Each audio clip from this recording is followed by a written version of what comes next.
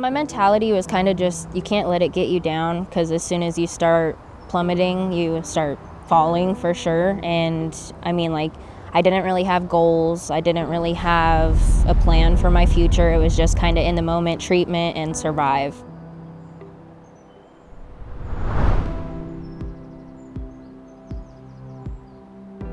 Hi, my name is Lainey Hope Smith, and I am the first kidney transplant at Renown Health. My health history started when I was 4 years old. I got E. coli and was misdiagnosed, and they gave me hemolytic uremic syndrome, which caused my kidneys to shut down. I was care flighted to Oakland Children's Hospital, and I was there for 8 weeks receiving dialysis. I regained residual function, and then about a month after I graduated high school, my kidneys started failing again. I went on peritoneal dialysis for about a year. The peritoneal dialysis wasn't aggressive enough. My kidney function was still failing, and so they ended up putting an emergency catheter into my heart.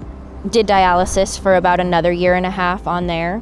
In between there, my blood started getting too toxic because my kidneys weren't filtering how they should have been, and so I became epileptic as well. And so I was having 8-minute grand mal seizures about every 2 months. I was intubated 8 times in the year 2023.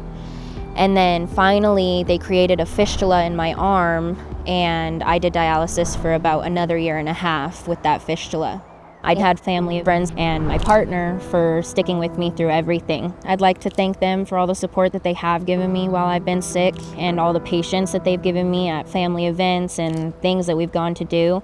But it definitely wasn't a normal beginning to become 20-year-old. It's a lot harder when you can't operate like a normal human. Before learning about kidney transplant and that it was really possible, I mean, this is sad to say, but you don't really want to live. You know, you have treatment and treatment and treatment. You're constantly sick. Like I said, you don't have goals or plans for your future, so it's kind of just a sucky time. You don't really want to do anything. You don't feel like you have a purpose to live for. And that's something that you have to kind of really dig deep and find inspiration for, or else you won't get through it. It's just painful as a parent to see your children suffer.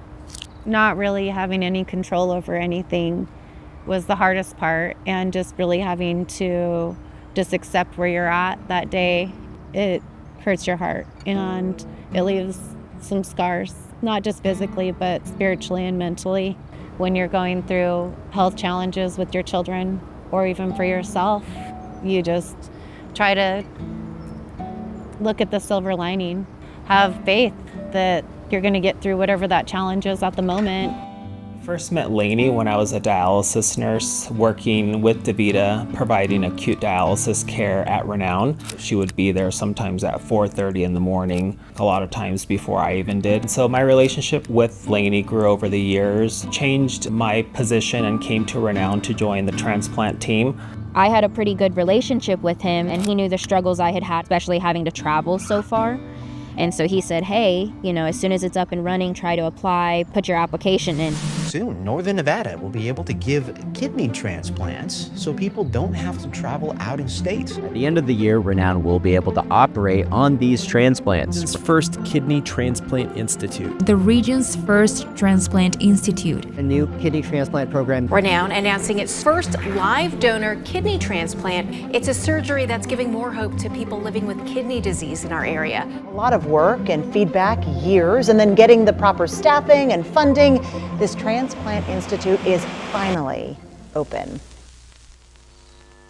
They immediately started getting the workup going, and they started testing me, and they started just doing everything to see if I was even an eligible candidate. My mom just pretty much jumped at it. Lainey had been on dialysis for almost 5 years, so I just prayed that her body would be strong enough to go and receive my kidney. I didn't know if they would be willing to take a chance on me. On paper, I didn't look like a good candidate. The extensive medical history I had from my past, but it was on my heart to see if I could be a donor. And I was so grateful that Renown took a chance on me. Lainey and Melanie are truly our pioneers. They stepped out to be our very first patients, and they weren't necessarily the easiest patients.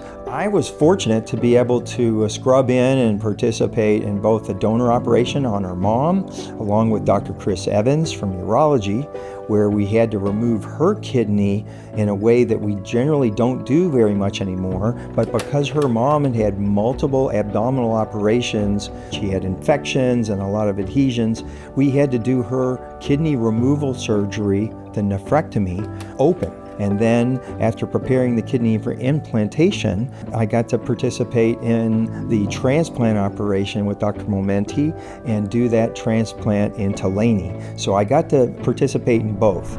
It was extraordinarily exciting because this is the first time in history in northern Nevada for any organ transplant to ever be performed. And we were so delighted at how well they did considering all the hurdles they had to go through. And they were so brave, yet so committed to making this a success here at Renown that it couldn't have been a better result.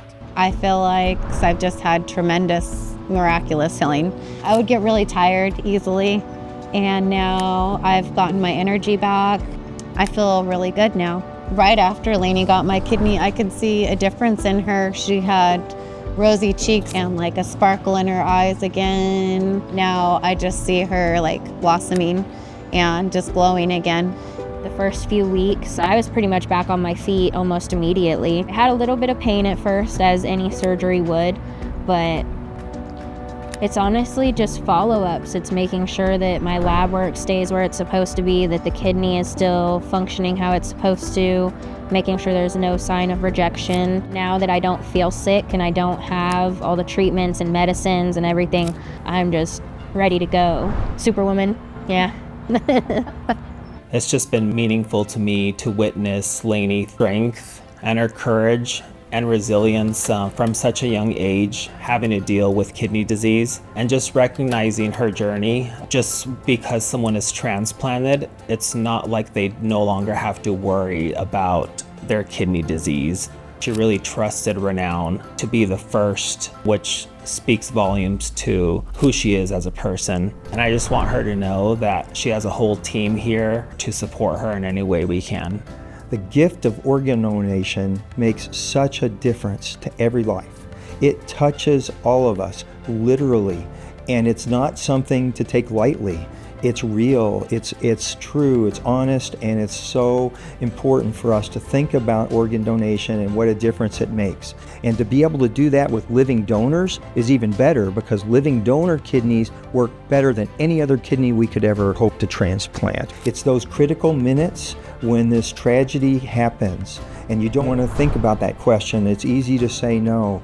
This is the crucial time to give a pause, give a moment, and turn a tragedy into a legacy. This journey does take a lot of energy and time, so now I get to choose what direction I'm going with my path, because I know that Lainey's doing great, so that's a blessing. For my future, I just want stability as of right now, having some fun, because I didn't get to have a lot of fun. I want a solid job that I find passion in. I recently adopted another dog, and I am a huge animal lover. Eventually, I'd like to have a farm for abused, abandoned, elder animals, but that's way down the line. If I could give any advice to future people getting a transplant, even anywhere, not just here, just keep looking for the future, because opportunity is right around the door and you never know when it's going to happen. I didn't know 2 months previous that I was even going to get the transplant or be able to do anything, and here we are. Anyone considering going through this journey or that's going through this journey, stay positive. There's going to be hard days. There's going to be challenges. Just trust you're going to get through this. It's one day at a time, truly. And sometimes it's one moment at a time. Push yourself on the days that you feel like you don't have any more left in you. Just keep pushing and fighting the good fight, because God has a plan and a purpose. A special message I would like to give to my mom is obviously just giving her thanks and gratitude for what she did. No parent has to do that, but she decided to, and it's changed my life. I don't think I'll ever be able to thank her enough for that. Renown has kind of been my saving grace. It's always the one that pretty much brought me back to life. They've always taken care of me with care, and they've always listened to what I had to say. And I've always felt very safe here. No matter who the provider was, especially with transplant, I always had trust in my doctors and what they were doing for my care. Can't thank Renown enough. They saved my life, and now they've saved my daughter's life.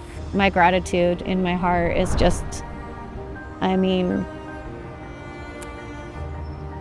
I'm just so grateful. And our team has been so kind to us. I could never say thank you enough for everything they've done for us. They've given my daughter another chance at life, and they saved mine.